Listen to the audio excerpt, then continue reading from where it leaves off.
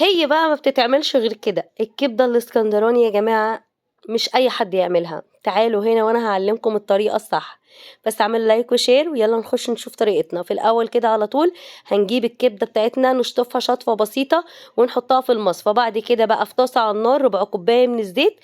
راس توم مدقوقة مع قرن فلفل كمون وملح ناعم جدا باخد نصهم وبنزل بيهم على ربع كوباية الزيت، وأول ما ياخدوا لون كده بنزل بكمية الكبدة بتاعتي، بعلي النار قوي وبحاول على قد ما اقدر ان انا اجيب الجوانب كده لجوه وما اقلبش كتير، بديها رشة من الفلفل الاسود لان دي بتضيع اي ريحة زفارة في الكبدة،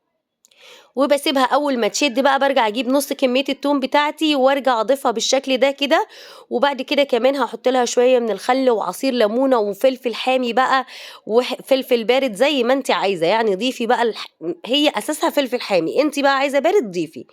كمان هاسيب لِك التطبيق المجاني اللي باجيب كل الأفكار دي من عليه تحت أو تحت في أول comment في الفيديو،